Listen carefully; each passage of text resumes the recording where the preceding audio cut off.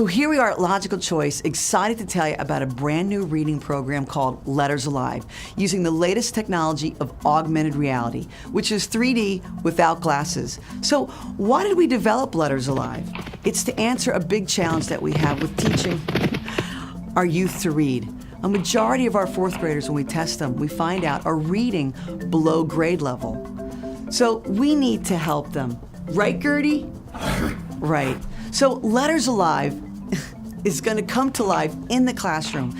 Teachers and students interacting with the animals, learning phonemic awareness, phonics, sight words, hey Tommy, concepts of print, and building sentences. And it also addresses all the different learning styles.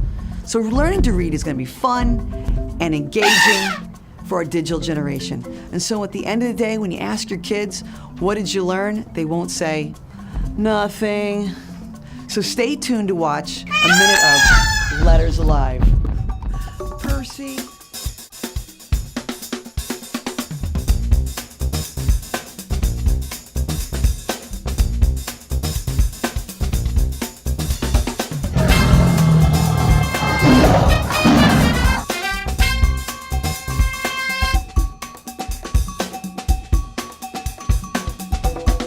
Fine.